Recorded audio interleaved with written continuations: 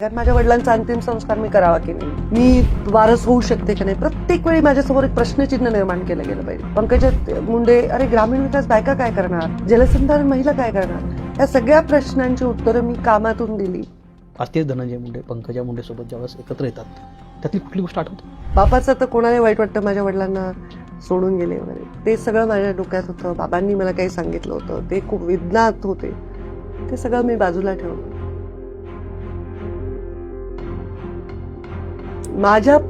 माझ्या गोष्टींसाठी मी त्या गोष्टी सोडून दिल्या, विसरून गेले, क्षमा करून मोकळं झाल्यासारखं वाटलं मला. तर बाबांच्या गोष्टींचा अधिकार मला नाहीये, त्यांच्या मनाला काय झालं ते आता ते माझ्या हातातला निर्णय नाही, पण माझ्यापुरतं मी तो निर्णय केला आणि मला शांत वाटतंय. कोण जवळचा वाटतो, नेता की पिता? त्यांच्यातला पिता तर ग्रेटच आहे, पण त्यांच्यातला नेता त्याहूनही ग्रेट आहे. कारण पिता ते आमच्या तिघींचे आहेत, पण ते नेता त्या सगळ्यांचे आहेत. आणि ज्या पिता म्हणून मला ते नेता वाटले, पण नेता म्हणून कितीतरी लोकांना ते पिता वाटले, ते किती ग्रेट आहे. आज 12 वर्ष झाले तरी लोकांचे डोळे पाणावतात. पण जेव्हा मी आनंदात असते, जेव्हा मी काही मिळवते, जेव्हा मी यशस्वी होते, जेव्हा मी असं काहीतरी करते ज्याच्यावर मला कौतुक पाहिजे असतं, तेव्हा मला वाटतं बाबा असायला पाहिजे. कारण माझं कौतुक करणारं कोण नाही.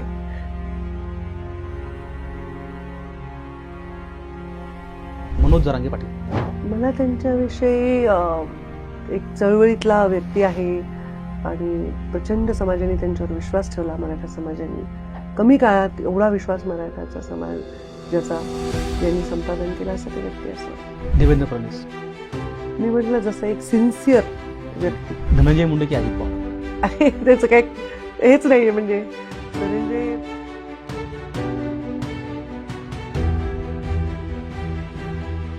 आपल्या देशामध्ये, राज्यामध्ये नेत्याचं नाव घेतलं की त्याच्यासोबत एक बिरुदावली जोडलेली असते. अर्थात कोण नेता विकसनशील असतो, कोण विजनरी असतो. अनेक नेत्यांना त्यांचं नाव घेतलं की कुठलं तरी स्लोगन लागतं. मात्र एक नेता ज्यांचा प्रवास मी मागच्या जवळपास 15 वर्षापेक्षाही जास्त काळापासून बघतोय, ते नेता सत्तेत आहेत, कधी विरोधात आहेत, पण कायम संघर्षशील नेता म्हणून ज्यांची ओळख आहे राज्यामध्ये, त्या पंकजा मुंडे माझ्यासोबत आहेत. ताई, कट्टुकटमध्ये तुमचं स्वागत आहे. का तर यापूर्वी अनेक वेळा ताईने टेलिव्हिजनला मुलाखती दिल्यात, पॉडकास्ट झाला आहे. मात्र हा पॉडकास्ट वेगळा यासाठी आहे कारण मी साक्षीदार आहे पंकजा मुंडे यांच्या प्रवासाचा. 2009 पासून ते आत्तापर्यंत पत्रकारिता करत असताना त्या प्रत्येक टप्प्यावरती मी ते सगळ्या गोष्टी जवळून बघितल्यात, ज्या मुंडे कुटुंबाच्या घरात घडत होत्या, मुंडे कुटुंबामुळे राजकारणात घडत होत्या. आणि त्या संदर्भात मोकळ्या गप्पा मारण्यासाठी माझ्यासोबत आज पंकजाताई आहेत. ताई, माझा पहिला प्रश्न असाच आहे की पंकजा मुंडे आम्हाला आज जर राजकारणात दिसल्या नसत्या तर कुठे असत्या? हा प्रश्न मला खूप खरं तर इमोशनल करतो. कारण राजकारण हे मी निवडलेलं फील्ड नाही, हे माझ्या म्हणजे काय म्हणतो ते त्या प्रवासात आलेलं माझ्या वाट्याला फील्ड आहे. बाबांनी त्यावेळी ठरवलेलं फील्ड आहे. जर मी राजकारणात नसते तर मी आज एक इंडस्ट्रियलिस्ट तर आहेच आहे, पण मी एक क्रिएटिव्ह फील्डमध्ये असते. मी नक्की एक रायटर असते आणि मी खूप छान छान पुस्तकं लिहिली असती आणि त्याच्यावर चांगले सिनेमे निघाले असते. मला असं खूप वाटतं की मी कंटेंट जगाला चांगला दिला पाहिजे आणि म्हणून पॉडकास्ट मला आवडतात. कारण आता लोक कंटेंटकडे वळत आहेत थँक्स टू पॉडकास्ट. थँक्यू ताई. खरं तर तुम्ही राजकारणी म्हणून स्वतःला फिट समजता की सगळ्या गोष्टी तुम्हाला ज्ञात आहेत? तुम्ही गाडीमध्ये बसताना अभ्यास करता, रस्त्यानं थांबून मुलीशी गप्पा मारता आणि त्या गोष्टी जाणून घेता. मला तर मध्यंतरी मी तुमच्या लिखाण वाचायचो की खूप वेळा तुम्ही स्वतःच लिहायचा. हल्ली राजकारणी कधी लिहिताना मला पाहायला मिळत नाहीत. राजकारणी काय करतात यावर न बोललेलं बरं. इतकी वाईट सध्याची परिस्थिती आहे. अशा काळामध्ये तुम्ही या सगळ्या गोष्टी जपताय, तर तुम्ही राजकारणी म्हणून ह्या गोष्टी आजही सांभाळता येतात, ज्या तुम्ही सगळ्या दिवसाच्या सगळ्या शेड्यूलमध्ये करत असतात? हो, नक्कीच सांभाळता येतात. कारण शेवटी आपण जे आपलं प्रोफेशन आहे त्या प्रोफेशनमध्ये आपण बेस्ट करणं हे आपलं कर्तव्य आहे. जेही प्रोफेशन ज्याचं आहे, कोणी डॉक्टर आहे, कोणी इंजिनियर आहे, आज तुम्ही मीडियामध्ये आहात, तर आपण बेस्ट डिलिव्हर करणं हे आपलं कर्तव्य आहे. पण जेव्हा आपण एखादी गोष्ट बेस्ट डिलिव्हर करत असतो तेव्हा आपण नॅचरली ती केली पाहिजे. आपण खूप आर्टिफिशियली करायला गेलो, जसं आता माझा सोशल मीडिया आहे, त्याच्यामध्ये पूर्ण ऑर्गॅनिक आहे तो. म्हणजे माझ्यापेक्षाही फार म्हणजे मी लहान म्हणणार नाही, पण ज्युनियर असणाऱ्या व्यक्तीचे माझ्यापेक्षा जास्त फॉलोअर्स असू शकतात, लाईक्स असू शकतात, पण मी ते ऑर्गॅनिक ठेवलंय. कारण नेहमी आपण जे रिप्रेझेंट करतो ते नैसर्गिक असलं पाहिजे. आपण जे बिलीव्ह करतो ते आपण बोललं पाहिजे आणि आपण जे बोलतो ते करतो आणि जे करतो ते बोलतो असं असेल तर लोक जोडलेच जातात आपल्याशी आणि ते असे जोडले जातात की कधी तुटत नाहीत. त्यामुळे मी मंत्री असतानाचा माझा लोकप्रियता की मी मंत्री नसताना खाली गेली नाही, रादर ती वाढली. आणि आता परत मी मंत्रालयात आले तर त्याच्याने मला काय फार मोठा फरक पडलाय असंही नाही. तर ही स्थितप्रज्ञता जी आहे किंवा आपला बॅलन्स जो आहे तो अत्यंत आवश्यक आहे. पण ताई तुम्ही खरं तर आता सांगितलं की जे आपण आहोत ते लोकांना सांगायचं, पण आजच्या राजकारणामध्ये असं दिसत नाही. रात्री बोललेला नेता सकाळी वेगळं बोलतो, सकाळी वेगळ्या पक्षामध्ये असलेला नेता रात्री कुठल्या तरी वेगळ्या सोबत असतो. अशा परिस्थितीमध्ये तुमच्या बाबतीत एक खरं तर आरोप केला जातो की तुम्ही खाजगीमध्ये तेच बोलता आणि सार्वजनिक पण तेच बोलता. मला हा आरोप आवडतो. खूप आरोप मला असे आवडतात की लोक ताई खरं सांगतात, ताई काम होणार नाहीये तर नाही म्हणून सांगतात. तर लोकांना सत्य सांगणं पण आपलं काम आहे. हा, लोकांना बरं वाटावं म्हणून प्रयत्न करतो वगैरे आपण म्हणतो, पण लोक कधी कधी चुकीची कामं घेऊन येत असतात. लोक स्वतःच्या चुकीच्या गोष्टी केलेल्या असतात त्या कुठेतरी अँटी करप्शन मध्ये पकडलेल्या असतात, त्याच्यासाठी येतात. तर त्यांना काही गोष्टींचे आपण लिमिटेशन्स दिले तर आपण चांगल्या लोकांसाठी चांगलं काम करण्यासाठी आपली ऊर्जा राखीव ठेवू शकतो. आणि म्हणून मला ते प्रयत्न मी करते. आणि जे मी खाजगीत बोलते ते सगळंच खाजगीत बोलते, ते बाहेर नाही बोलत, पण जे मी शब्द देते लोकांना ते बऱ्यापैकी माझा पर्सनॅलिटी अशी आहे, माझ्याविषयी लोकांच्या मनात ते आहे की ताई जे करतात ते बोलतात आणि बोलल्या तर करून दाखवतील. अशा प्रकारची परिस्थिती शक्यतो बऱ्याच वेळा मी करते. शेवटी आज राजकारणात असं नाहीये की लोक सकाळी एक आहेत आणि रात्री एक आहेत, हे असं नाहीये. आता ह्या आय डोंट नो, हे युग आहे, ह्याला काय म्हणायचं आता, हे 21ावं शतक आहे. इथे प्रत्येक फील्डमध्ये सकाळी एक माणूस एखाद्या भूमिकेत असला तर दुपारी वेगळा दिसू शकतो. एखादा न्यूज चॅनलवाला मला सकाळी एक माईक घेऊन दिसतो, तो नंतर 2 दिवसांनी वेगळ्या चॅनलचा माईक घेऊन दिसतो. तर ही प्रवृत्ती झालेली आहे, कारण अपॉर्च्युनिटीज भरपूर आहेत, संधी भरपूर आहेत आणि लॉयल्टी नावाची गोष्ट हळूहळू फेड होत चालली आहे. त्याच्यामुळे आपल्याला लोक सतत भूमिका बदलताना दिसतात. जो भूमिकेशी लॉयल नसतो ना तो कुणाशीच लॉयल नसतो. आपण म्हणतो हा माणूस घरी खूप चांगला आहे पण बाहेर वाईट आहे, तो बाहेर खूप चांगला आहे पण घरी वाईट आहे, असं नसतं.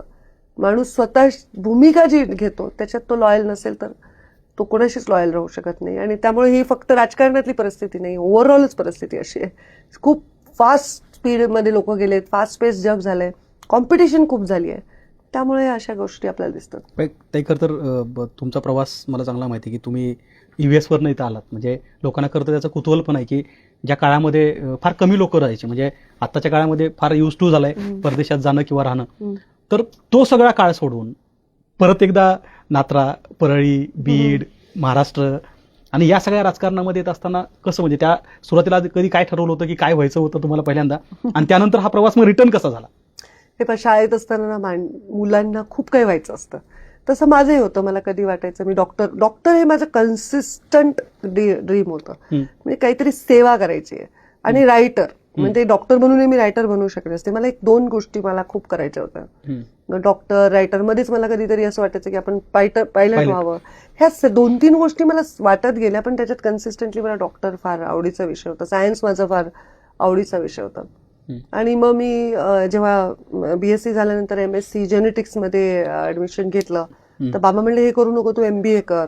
तर असं बाबांनी मला गाईड केलं. आणि बाबांनी गाईड केलेलं त्यावेळी मला पटलं जरी नसलं बऱ्याच वेळा तरी मी ते ऐकायचे, कारण मला हा विश्वास होता की त्यांचा अनुभव जो आहे तो माझ्यासाठी ते कधी मला चुकीचं गोष्ट सांगणार नाहीत. तर ते बदलत गेलं आवड निवड.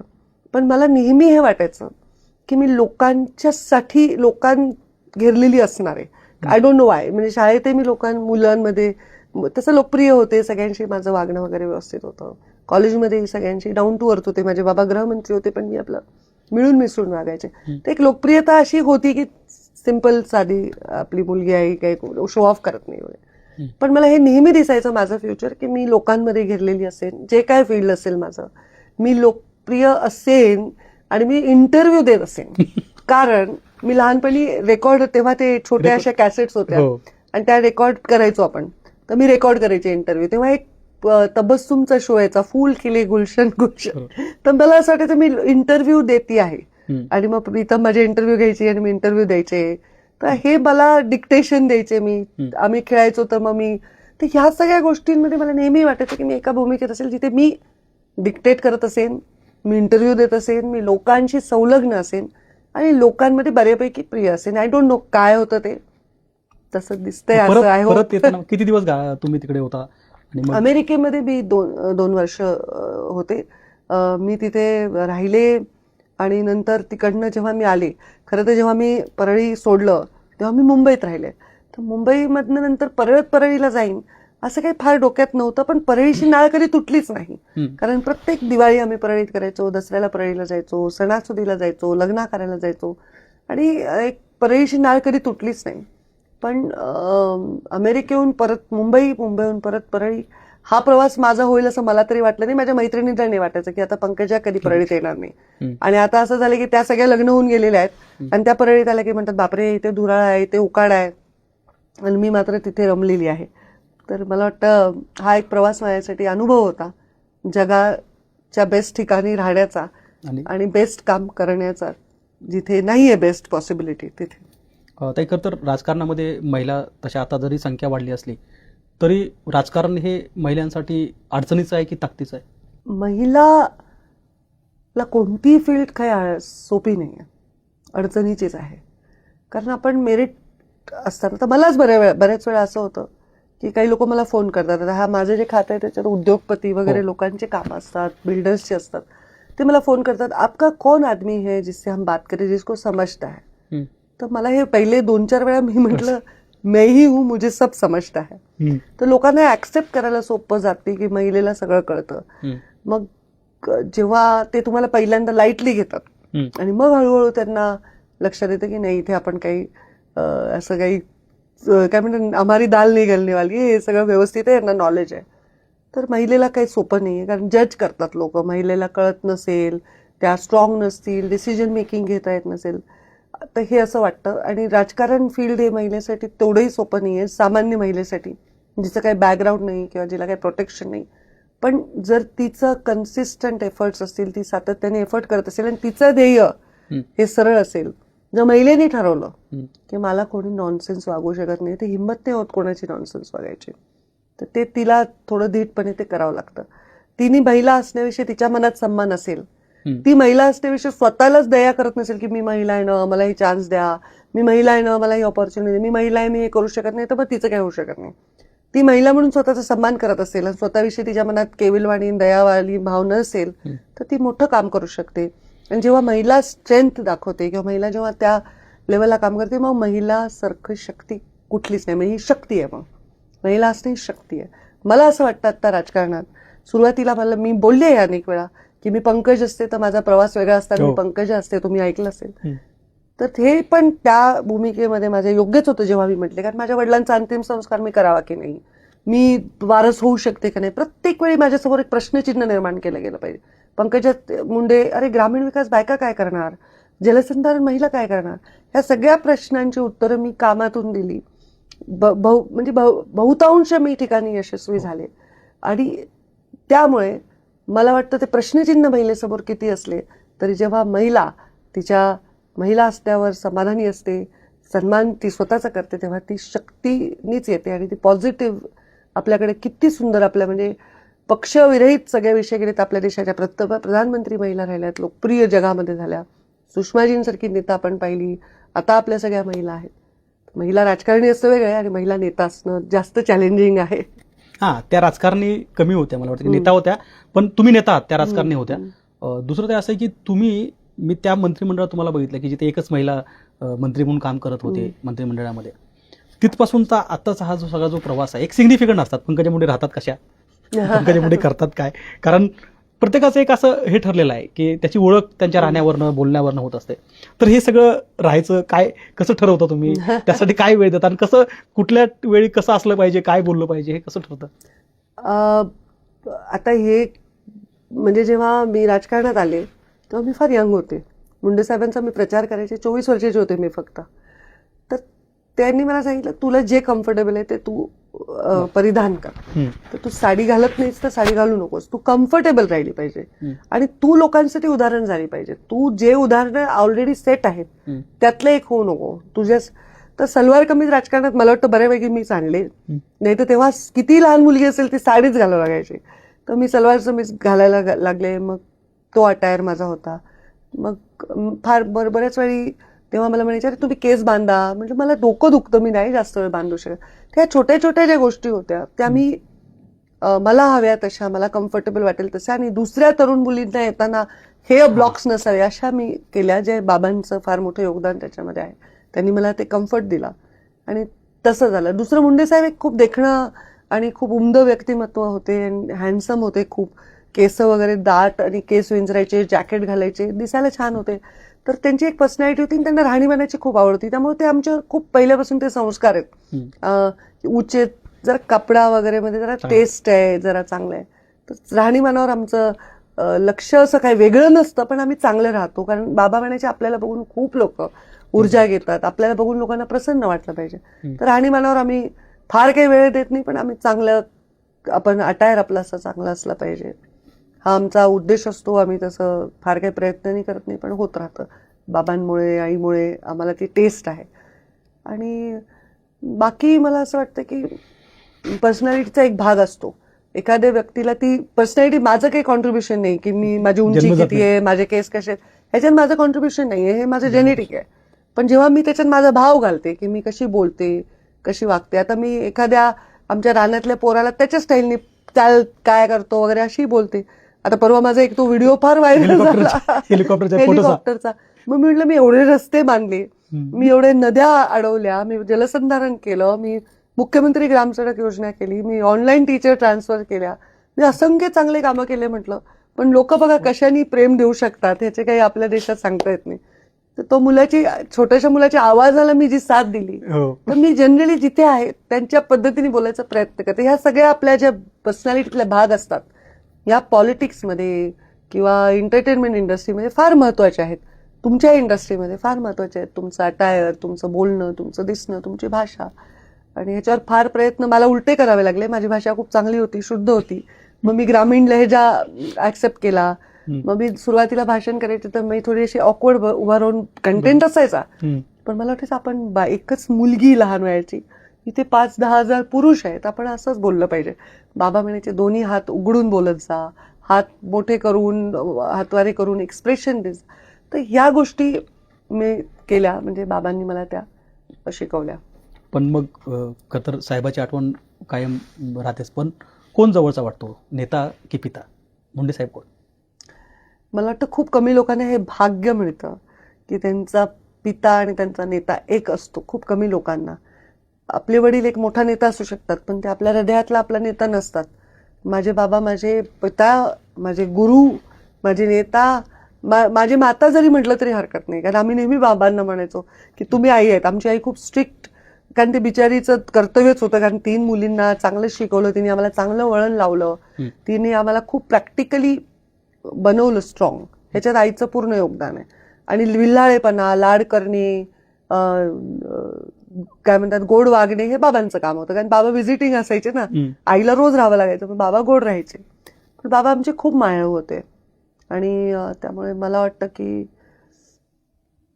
त्यांच्यातला पिता तर ग्रेटच आहे, पण त्यांच्यातला नेता त्याहूनही ग्रेट आहे. कारण पिता ते आमच्या तिघींचे आहेत, पण ते नेता त्या सगळ्यांचे आहेत. आणि ज्या पिता म्हणून मला ते नेता वाटले, पण नेता म्हणून कितीतरी लोकांना ते पिता वाटले. ते किती ग्रेट आहे. आज 12 वर्ष झाली तरी लोकांचे डोळे पाणावतात. त्यांच्या 10व्याला लाखो लोकांनी मुंडन केलं, तर मग ते नेताच ग्रेट होते असं म्हणायला हरकत नाही. पिता तर आमचेच आहेत, पण नेता सगळ्यांचे आहेत आणि त्यांना ते पिता वाटतात, हे किती मोठी गोष्ट. तर त्याच मुंडे साहेबाच्या भाषणातला एक शब्द कायम मी सुद्धा रेकॉर्ड करून त्याची बातमी करायचो. तो शब्द असा असायचा की मी उठणार नाही, मातणार नाही, घेतला वसा टाकणार नाही. आणि तोच शब्द ज्यावेळी आम्ही पंकजा मुंडेच्या तोंडून ऐकतो त्यावेळेस अडचण होत नाही. कारण तिथं आजचं राजकारण, परत मी त्याच विषयावर आलो की दिलेला शब्द पाळायचे का नाही माहीत नाही, मातणं बितणं तर प्रश्नच नाही, कारण त्याची आता एक स्केलच नाहीये मोजायची कसं. तर अशा काळामध्ये सुद्धा हे सगळं व्रत सांभाळणं इतकं सोपं आहे? मला असं वाटतं व्रत बदलत नसतात काळानुसार. मे बी त्याचं प्रोसिजर बदलत असेल, तर पर्पज बदलायला नाही पाहिजे. म्हणजे मला बाबांचं वाक्य ते असं आहे, मी थकणार नाही, मी रुकणार नाही, मी कुणासमोर कधीही झुकणार नाही. मेन मुद्दा हा आहे की मी ज्या गरीब घरात जन्मलो, शेतकऱ्याच्या घरात जन्मलो, एका मागास समाजात जन्मलो, तर ह्या प्रवासात मी काम करत असताना मी थकणार नाहीये. किती अडचणी आल्या मी रुकणार नाहीये आणि मी झुकणार तर कोणासोबत नाहीच आहे. कुठल्याही गोष्टीला मी बळी जाणार नाही, मी त्याच्यासमोर सरेंडर होणार नाहीये आणि मी माझा मुद्दा घेऊन लढणार आहे. आणि मग मी हा जो वसा आहे तो मी थकणार नाही, मी उठणार नाही, मी मातणार नाही. म्हणजे मी हे मला जे मिळालंय ते बघून मी उठणार नाही, मातणार नाही. कधीतरी वैभव माणसाला पचत नाही ना, त्या आणि घेतला वसा टाकणार नाही. कारण घेतलेला वसा पूर्ण करण्यासाठी गोविंद त्या पदवीपर्यंत किंवा त्या पदापर्यंत किंवा त्या उंचीपर्यंत जाईपर्यंत सोपं आहे, पण एकदा उंचीवर गेल्यावर तो वसा नाही टाकणं हे एवढं सोपं नाहीये. तर जेव्हा आपण उंचावर असतो तेव्हा आपलं पर्पज आपण विसरलं नाही पाहिजे, आपला वसा नाही टाकला पाहिजे, हे महत्वाचं आहे. आणि त्या बाबांच्या त्या वाक्यात मला असं वाटतं तो आदेश आहे, ते माझे गुरु आहेत आणि तो आदेश मी पाळला पाहिजे. तर मी लोएस्ट पॉइंटला पण तेच लक्षात ठेवते, ते नॅचरल आहे, कारण आपल्याला ते पर्पज आहे. जेव्हा आपण हायएस्ट पॉइंटला असतो तेव्हा विसरत नाही, हे महत्वाचं आहे. तर ते मला वाटतं ते मला उमेद देतं जगण्याची, आणि ते मला मी बनवतं. मला मान्य आहे असे लोक आता कमी आहेत प्रत्येक फील्डमध्ये, पण जे लोक असे आहेत त्यांच्यामुळे चाललंय ना, अगदी त्यांच्यावर जास्त जबाबदारी आहे. नक्की नक्की सगळ्या क्षेत्रामध्ये चांगली लोक आहेत. आणि ते पण असं कधी होतंय का की म्हणजे राजकारणामध्ये काम करत असताना मी तुम्हाला रस्त्यावरची लढाई लढताना बघितलंय, मी तुम्हाला अधिवेशनामध्ये लढताना बघितलंय, लोकात जाऊन लढताना बघितलंय, घराच्या कौटुंबिक पातळीवरती तुम्ही लढाई उभी केली होती, संघर्ष केला होता. पण या 10-12 वर्षात कधी असं वाटलं का की खूप होतंय आता हे, आज साहेब असते तर कदाचित बरं झालं असतं आणि त्यांनी कदाचित या ठिकाणी अशी मदत केली असती?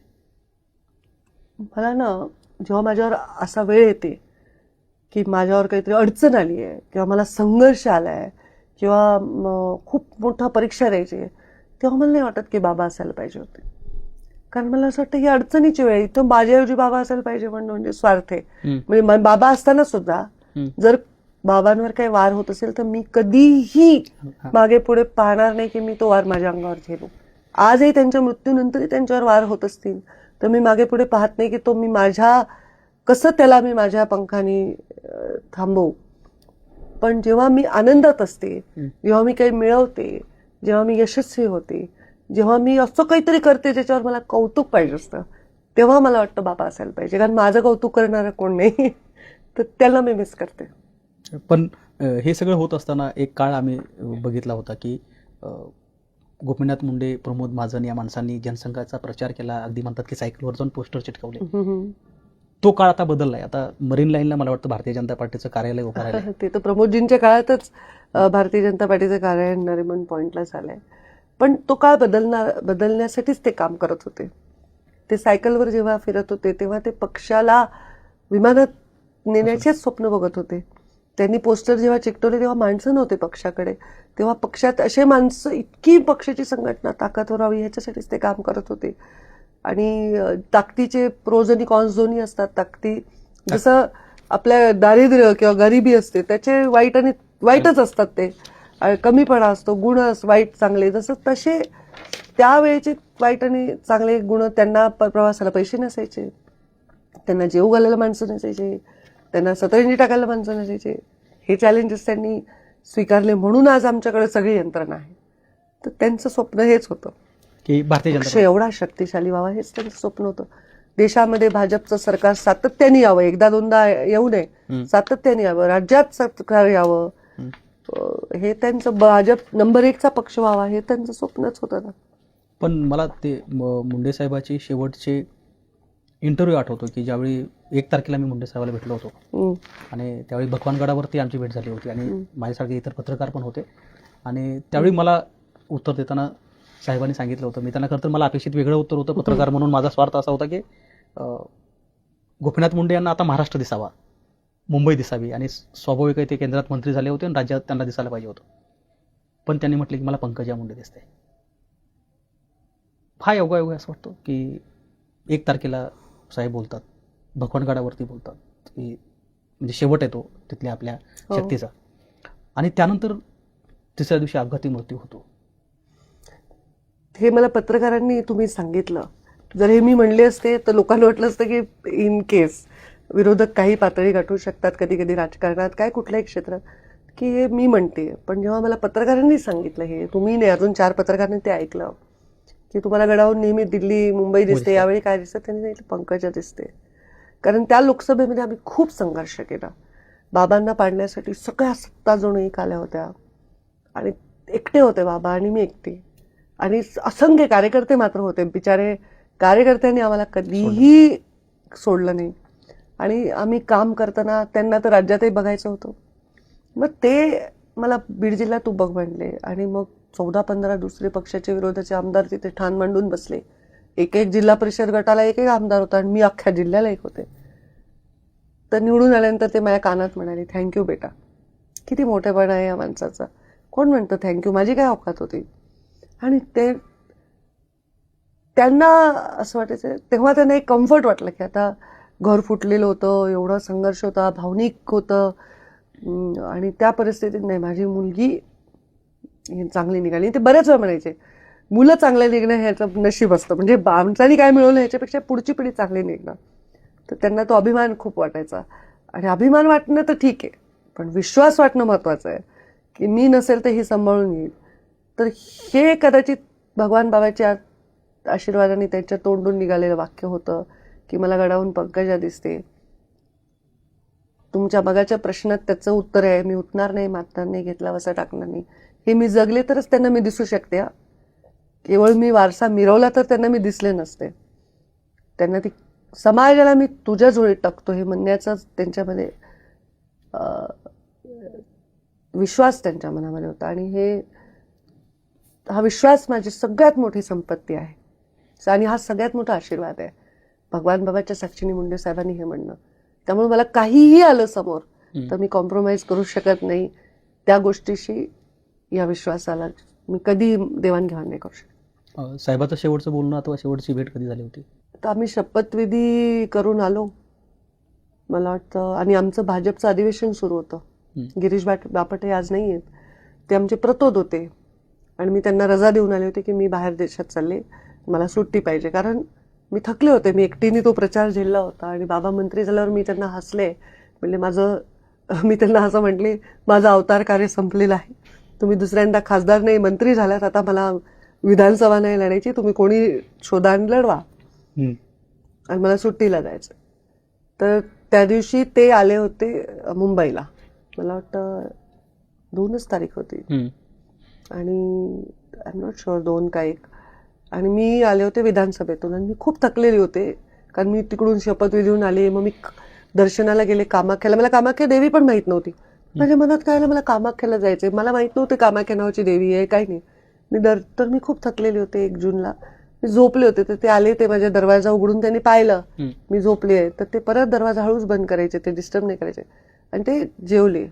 आणि मला माझी आई दुसऱ्या दिवशीची तयारी करत होती, कारण सत्कार होता परळीमध्ये, तर तिचं तयारी चालली होती. तर ती म्हटली, तुम्ही जेवता का, मी बॅग वगैरे भरते तुमची. नाही तर नेहमी ती समोर बसून जेवते, आणि ती नाही, हा चान्स मारून त्यांनी 3-4 वाट्या रस खाल्ला होता आंब्याचा.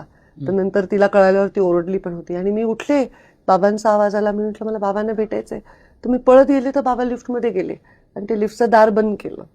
तेवढंच मी त्यांना पाहिलं. त्याच्यानंतर तर मग मी त्यांचा देहच पाहिला.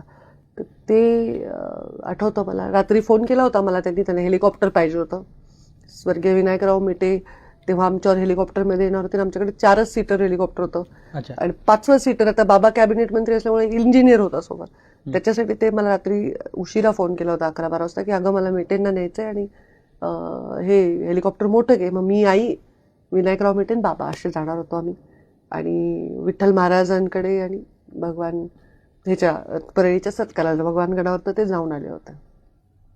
पण खरं तर मुंडे साहेबाचा हा सगळा प्रवास मी त्या अर्थाने बघितला होता पत्रकार म्हणून, की मला चांगलं आठवत आहे 9ला अर्थात तुम्हाला तिकीट मिळालं, पुढे तुमचे बंधुराज नाराज झाले, परत तो काही जो संघर्ष झाला तो सगळा मी पत्रकार म्हणून कव्हर केला होता. तर पण त्यानंतरचं बदललेलं चित्र मला वेगळं दिसतंय आज, की धनंजय मुंडेंनी पंकजा मुंडेवरती आरोप केले, धनंजय मुंडेंनी गोपीनाथ मुंडे यांच्यावरती आरोप केले, आणि ते आरोप इतक्या टोकाचे होते की कार्यकर्ते अक्षरशः फार वेगळं मतं मांडायचे रस्त्यावर. आज तेच धनंजय मुंडे पंकजा मुंडे सोबत ज्यावेळेस एकत्र येतात, त्यातली कुठली गोष्ट आठवते? ॲक्च्युली मला बाबा जिवंत असताना बाबांनी मला त्यांचा वारसा जाहीर केला. त्यांनी सांगितलं माझी वारस. मी पंकजाबरोबर आहे की नाही ते विचारायचे सभेत. मुलगी एकटी भारी पडली नाही एवढ्या लोकांना. तर जेव्हा आज बाबा असतानाचा संघर्ष, बाबा नसतानाचाही खूप संघर्ष होता. आरोप होते, प्रत्यारोप होते, बरेच गोष्टी होत्या. ह्या सगळ्या गोष्टी होत्या. पण जेव्हा भारतीय जनता पार्टी राष्ट्रवादी एक आली, लोकसभेला आम्ही एकत्र काम केलं आणि ती परिस्थिती निर्माण झाली. त्याच्यानंतर धनंजयचं आयुष्य इतकं प्रश्नचिन्हांनी घेरलं गेलं, तेव्हा मी बाबांची वारस म्हणून जे करायला पाहिजे ते केलं. बाबा अशा एक माणूस होते राजकारणातला. लोक नाव घेतात विलासराव देशमुख, मुंडे साहेब. कुणाविषयी मनामध्ये पाप नाही, कुणाविषयी राग नाही, द्वेष नाही आणि सुडाची भावना नाही. क्षमाशील असणं हे माणसाचं पुढे जाण्याचं लक्षण आहे. तर बाबांनी जेव्हा मला राजकारणात आणलं तेव्हा धनंजय बाबांचा वाद होता, माझा नाही. त्यांनी मला आणलं, मी काही मागितली नव्हती ती जागा. मग बाबा गेल्यावर कुणाशी वाद घालणार तो, मग माझा आणि त्याचा वाद झाला. पण जेव्हा ह्या घटना घडल्या तेव्हा मला असं वाटलं की आपल्याला बाबांनी काय शिकवले त्याप्रमाणे आपण वागलं पाहिजे. तर माझ्या मनामधले सगळे जे काही होतं, मला राग माझा नव्हताच, मी तर लढायला खंबीर आहे. बापाचं तर कोणाला वाईट वाटतं माझ्या वडिलांना सोडून गेले वगैरे, ते सगळं माझ्या डोक्यात होतं. बाबांनी मला काही सांगितलं होतं, ते खूप विज्ञात होते, ते सगळं मी बाजूला ठेवलं. माझ्या गोष्टींसाठी मी त्या गोष्टी सोडून दिल्या, विसरून गेले, क्षमा करून मोकळं झाल्यासारखं वाटलं मला. तर बाबांच्या गोष्टींचा अधिकार मला नाही आहे. त्यांच्या मनाला काय झालं ते आता ते माझ्या हातातला निर्णय नाही. पण माझ्यापुरतं मी तो निर्णय केला आणि मला शांत वाटतंय. कुठे भांडत बसायचं जगाशी? शेवटी मी काय, तुम्ही काय, हे काय, ते काय, सगळे स्वतःच्या कर्मानीच कुठेतरी पोचणार आहेत.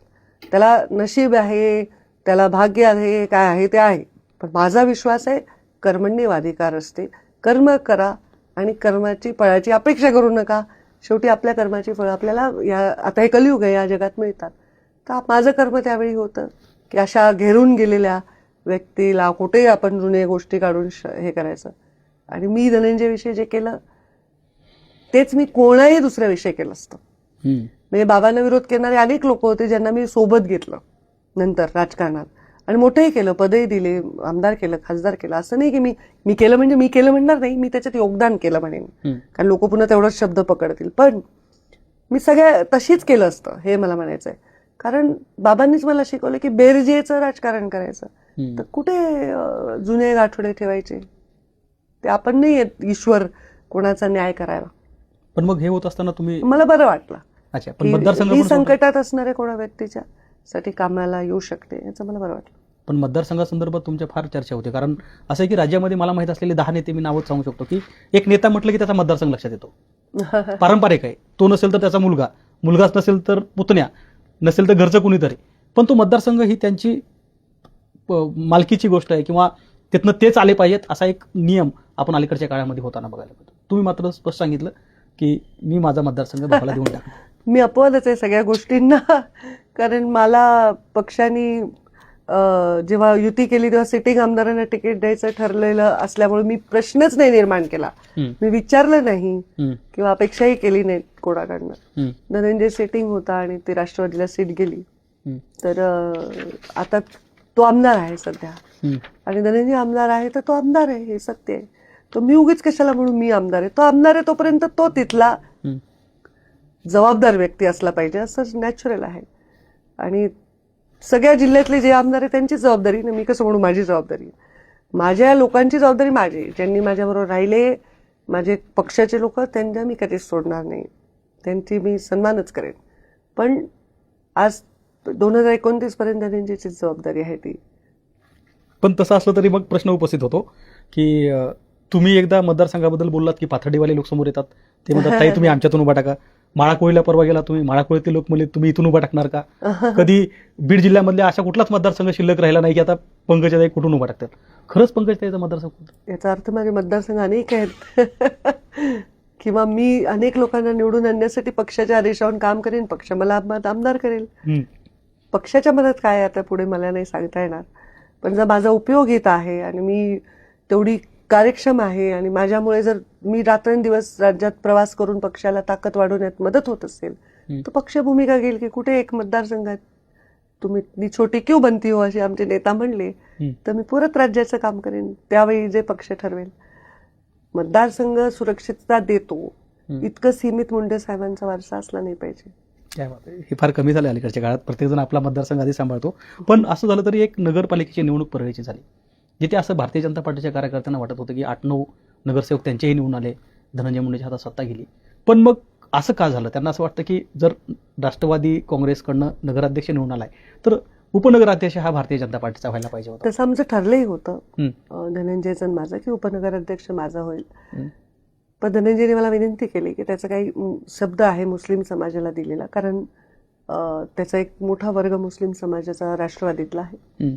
आणि मी जसं सांगितलं की त्याच्या आत्ताच्या ह्याच्या अडचणींमध्ये मी म्हटलं ठीक आहे 1 वर्ष तुझ्या मनाप्रमाणे तू दे, हरकत नाही. आणि मुळात मला मुस्लिम समाजाला द्यायची संधी मिळाली त्या निमित्ताने, कारण मला हे माहिती की मुस्लिम समाज बीड जिल्ह्यातल्या मुंडे साहेबांना खूप प्रेम करतो. मुंडे साहेब जेव्हा लोकसभेला उभे होते तेव्हा असे वॉर्ड होते जिथे मुस्लिम समाजामध्ये 98% मुंडे साहेबांना मतं मिळाले. प्रीतम त्यांच्या वेळी मतं मिळाले. माझ्या निवडणुकीलाही मुस्लिम समाजाने मदत केली. पण या निवडणुकीमध्ये मला असं वाटलं की जे आम्हाला मानणारे लोक आहेत, आमच्यावर प्रेम करणारे लोक आहेत, ते कुठेतरी एक असताना एक संभ्रम आहे, पक्षाच्या संदर्भातला संभ्रम आहे, त्याच्यामुळे मतदान करावं वाटत नाहीये. प्रेम तर खूप करतात. तर मला त्यांना काही द्यायची संधी जर मिळाली असेल, मग ते भलेही चिन्ह कुणाचे असो, युती आमची आहे, चला काय हरकत आहे म्हणून ती दिली. आणि माझ्या लोकांना समजावून सांगितलं की 1 वर्ष मी धनंजयला अजून अशा परिस्थितीत अडचण नसेल तर मदत करू, आणि एका मुस्लिमाला मदत करत असेल तर काय हरकत आहे. ताई, मोबाईल ही गोष्ट जरी खाजगी वापरासाठी असली तरी राजकीय नेत्यांचे मोबाईल ही वेगळी भन्नाट गोष्ट आहे की त्यांचे मोबाईल ते वापरतात, कसे वापरतात, ते कुणाकडे असतात. तुमच्याबद्दल एक असं म्हटलं जातं की फार कमी वेळा तुम्ही मोबाईलवर बोलताना किंवा कुठंतरी सार्वजनिक कार्यक्रम बसल्यावर मोबाईल तुमच्या हातात नसतो, बहुतेक वेळा तो पीएकडे असतो. तर मी हरवते तो मोबाईल सारखा. ते मेन कारण आहे की मी कुठेही मोबाईल हरवते. म्हणजे जर पडलेला कुठलाही असा मोबाईल तुम्हाला दिसला बेवार असतो तो माझाच असेल असं लक्षात ठेवण्यासारखं. खूप मोबाईल हरवते मी, म्हणून मी ते पीएकडे, कारण आम्ही हात जोडतो, हार घेतो, ते कुठे मोबाईल, पुरुषांचे खिसा असतो, आम्ही कुठे ठेवणार मोबाईल. मग तो मोबाईल मी पीएनकडे असतो. मोबाईल हे एक स्ट्रेंथ आहे, कारण आपल्याला कार्यक्रम कळतात, नॉलेज कळतं, कुठे काही दुर्घटना घडलेली कळते. पण तो वीकनेस पण आहे, कारण मुलं वापरायची लोकांची ते लोक ट्रेन नाही आहेत वापरायला. त्यांना मोबाईल नंबर दिला म्हणजे कोणी पण फोन करतं, आणि मग तो समोर जो व्यक्ती आहे ते काम, आपलं ऑफिशियल कामं, आपल्या सभा समारंभ, प्रचार, पक्ष, संघटना, यात आपण जर मोबाईलवर सगळ्यांनाच अटेंड करायचं ठरवलं तर आपण करू शकत नाही. कारण मला 1000 फोन येतात. प्रत्येक माणसाला मी 2 मिनिटं जरी बोलायचं ठरवलं तर मला 2000 मिनिटं तर बोलावंच लागेल फोनवर. तर मी काम कधी करू? तर त्याच्यामुळे मला त्याची हे ठेवावे लागते की बाबा सिरियसनेस. आणि मला जे मानणारे आहेत, माझ्यावर प्रेम करणारे, माझ्या अंडर ट्रेन झालेले आहेत, त्यांना माहिती आहे ताईंना मेसेज करा, ताई वेळ बघतात, रिप्लाय करतात. त्यांना वाटलं की ताई एसपीला बोला, माझं बोलून झालेलं असतं, हा बोला, काय चाललंय, जेवलात का, हे काही बोलत नाही मी फार फोनवर. आणि मला अपमान वाटतो जर आपल्यासमोर लोक बसले ना आपण फोनवर बोलतोय सारखे. जो समोर आहे त्याला अटेंड करू, जो आलाय 500 किलोमीटर प्रवास करून त्याला अटेंड करू का, जो आपल्या गावाच्या चौकातून मला फोन करायला. गंभीर घटना असेल आणि मी नाही पोहोचू शकत असं होत नाही. आत्ताच एका ऊसतोड कामगाराचा ऍक्सिडेंट झाला, त्याच्या पूर्ण परिवाराला मी मदत केली. त्याच्यानंतर आणखी एका ऍक्सिडेंटमध्ये एका परिवाराचं. तर माझी आता टीमच अशी झालेली आहे की ते बरोबर माझ्यापर्यंत व्यवस्थित पोहोचवतात. आणि वेळ घेऊन येणं, त्यांची उपलब्धता बघून घेणं. मी काम तर तेवढेच तास करते, पण डिलिव्हर जास्त करायला लागले मी. मागचे 5 वर्ष जेव्हा मी मंत्री होते तेव्हा बाबा गेल्यामुळे लोक आक्रोशात होते आणि त्यांना शिस्त लावण्याची तेव्हा मला गरज असली तरी मला करणं शक्य नव्हतं. त्यामुळे मी त्यांना ते वागू दिलं कसं. पण आता लोकांना मी एक वळण लावलंय, आणि ते लोकांना वळण लावण्यासाठी तरी नेत आहे ना मी, का त्यांना बेशिस्त करण्यासाठी मी देत आहे. आता मला अमित शहाना भेटायचं असेल, अमित शहाजी मी फोन करू शकते का असं, देवेंद्रजीना, हा चला. त्यांच्या पीएला मी बोलते, साहेब रिकामे असल्यावर 2 मिनिटं बोला, हा अत्यंत गंभीर घटना घडली म्हणजे अत्यंत अर्जंट आहे, लगेच द्या, देतात ना ते. पण आपल्याकडे मुलांना एवढं मॅच्युरिटी नाहीये. बिलं काढा, फंड द्या, अशा काही गोष्टी असतात ज्याच्यासाठी फोन करतात, बदली करा. ते तुम्ही येऊन भेटा, कागद द्या, पत्र द्या, फॉलोअप करा. आता वळण लागलंय, आणि ज्यांनी वळण नाहीये जे मला असे रात बेरात फोन करतात किंवा असे एकदा फोन करतात, नाही उचला तर उचला की वगैरे असं बोलतात, ते माझे नसतात. मी तर बघते युतीचे काही कार्यकर्ते असतात आमचे. मी त्यांना म्हणते तू माझा नाही रे, तू असं बोलतो. माझ्या लोकांना माहिती आहे किती वाजता फोन करायचा, ताईंना काय सगळं. आणि खूप छान वळण लागलंय लोकांना. लोकांना वळण लागलं तर ते चांगलं जीवन जगू शकतात. मी लोकांना म्हणले की हा सूर्य पाहिजे का तुला, चल आणून देते, तो मिळणार आहे का त्याला? मग तो त्या अपेक्षेने तो ओव्हर कॉन्फिडंट होतो, नाही तर तो डिप्रेशनमध्ये जातो. लोकांना वळण लावण्यात काय वाईट आहे? बरोबर आहे. ताई, तुम्ही आता देवेंद्रजीचं नाव घेतलं, खरं तर तुम्ही देवेंद्रजी सोबत ज्यावेळी कधी एखाद्या व्यासपीठावरती दिसता अथवा कुठल्या समारंभामध्ये दिसता, तर तुमची वेव्हलेंथ फार जवळ जुळताना दिसते. म्हणजे इतर नेत्यापेक्षा ते तुमच्याशी कम्फर्ट असतात, तुम्ही एकमेकाशी गप्पा मारतात. खरंच देवेंद्रजी कसे आहेत तुमच्या आणि देवेंद्रजी समोर? आता कसं आहे, देवेंद्रजी कसे आहेत हे तर म्हणजे काय, मी देवेंद्रजींना ओळखते अनेक वर्ष झाली. हो. देवेंद्रजींना बाबा त्यांच्या लहानपणापासून ओळखतात. तर जेव्हा मी पहिल्यांदा देवेंद्रजींना भेटले, मला आठवतं मी आमदार होऊन भाजपची आमदारांची बैठक होती, ते गाद्या टाकलेल्या होत्या, मी चप्पल काढत होते बाहेर. देवेंद्रजी अजूनही आठवते, शर्ट पॅन्ट घालायच्या आधी. हे तू गोपीनाथजींची ना, असं त्यांनी मला विचारलं. तेव्हा मी भेटले. तर तेव्हा वय लहान होतं त्यांचं, आम्ही तर लहानच होतो. तर एक कम्फर्ट वाटायचं बोलायला, की आता नाथाभाऊ होते किंवा भाऊसाहेब फुंडकर होते किंवा सुधीर भाऊ होते, तर आम्ही त्यांच्यापेक्षा देवेंद्रजींना जास्त बोलायचो. ते आमच्यामध्ये एक मैत्रीपूर्ण नातं तेव्हा तयार झालं सगळ्यांचं, माझ्या एकटीच नाही. तर ते फिलिंग कधी कधी येते अजूनही. आम्ही असं त्यांचा डेकोरम आम्हाला ठेवणं योग्यच आहे, कारण ते आता मुख्यमंत्री आहेत. तर जेव्हा आम्ही कधी गप्पा मारतो, गंमत करतो, तर गिरीश महाजन वगैरे आम्ही हसतो, जोक करतो, आनंद. त्यांना पण बिचाऱ्यांना एवढं काम असतं. तर तो कम्फर्ट लेवल आमच्यामध्ये आधीही होता, ते आहे. कधी नव्हतं असं कधीच नाहीये. पण ते एक चित्र खरं तर फार सिग्निफिकंट होतं की ज्यावेळी देवेंद्र फडणवीसांना उपमुख्यमंत्री व्हावं असं काहीतरी पक्षाकडनं कळवलं होतं, आणि त्यावेळी तिथं बसलेल्या लोकांमध्ये खरं तर अनेक नेते होते तिथे भारतीय जनता पार्टीचे, पण तुम्ही त्यावेळी देवेंद्रजी सोबत होतात. खरं तर हा फार खाजगी आणि वैयक्तिक स्वरूपाची गोष्ट आहे, पण लोकांना ही कायम उत्सुकता असते की आपला नेता कधी कुणासोबत कसा असतो हे ऐकायला. काय झालं होतं तिथे? होते मी, त्यांनी जी भूमिका घेतली त्याचं मला कौतुक वाटलं. जरी मी त्यांच्यापेक्षा लहान आहे, तर सगळेच त्यांच्यापेक्षा लहान आहेत. भावनेनी, कोणी पदानी, कोणी अनुभवानी. पदानी तर सगळेच लहान आहेत प्रोटोकॉलनी. पण कोणीतरी त्यांना पण असं म्हणावं, असं त्या भूमिकेत, असं मला तरी वाटलं. May be it's a very स्त्रीचा स्वभाव असेल. तर त्यांनी ती भूमिका घेतली, त्याचं मला कौतुक वाटतं. मला त्यांच्या सिन्सिअरिटीचं कौतुकच वाटतं नेहमी, की ते सिन्सिअरिटी एक्सप्रेस होत नसतील फार सगळीकडे, पण त्यावेळी त्यांनी जी भूमिका घेतली त्याच्याविषयी मला कौतुक वाटलं, की मुख्यमंत्री राहिलेल्या व्यक्तींनी स्वतः डिक्लेअर करून मुख्यमंत्री डिक्लेअर केलं शिंदे साहेबांना, आणि उपमुख्यमंत्री पदाची जबाबदारी पक्षाच्या सांगण्यावर घेतली. तर शिकण्यासारखीच गोष्ट आहे त्यांच्याकडून. त्यावेळेला योग्य निर्णय घेणं, आवडता लोकांना निर्णय घेण्यापेक्षा योग्य निर्णय घेणं स्वतःसाठी आणि पक्षासाठी आणि संघटनेसाठी, हे कालांतराने कळत जातं, प्रत्येक वेळी त्या क्षणाला कळत नाही. बरोबर. ताई, खरं तर मी सुद्धा बीड जिल्ह्यातून येतो, त्यामुळे मला ती गोष्ट जास्त माहिती आहे की बीड जिल्ह्याचं पालकमंत्रीपद ज्या ज्या लोकांनी भूषवलं ती मोठी माणसं होती. मुंडे साहेब होते, दिग्विजय खानविलकर होते, त्यानंतर विमल मुंदडा होत्या, अगदी अलीकडच्या काळात जयदत्त क्षीरसागर होते. एवढे लायबल नेते असताना सुद्धा बीड जिल्ह्याचा पालकमंत्री बाहेरचा आहे. त्या कोणत्या परिस्थितीमध्ये झाले तो काळ आता थोडासा निवळ आहे. असं असलं तरी लोकांची भावना अशी आहे की हा नेता आमचा इथं असताना सुद्धा पालकमंत्री बाहेरचा का असला पाहिजे. तुम्हाला काय वाटतं, कार्यकर्त्याची ही भावना कशी बघता तुम्ही याच्यावर? मला आता नॅचरली आपल्या जिल्ह्यातला व्यक्ती असणं, आपल्या नेत्याला असणं, हे कार्यकर्त्यांना वाटणं नॅचरल आहे.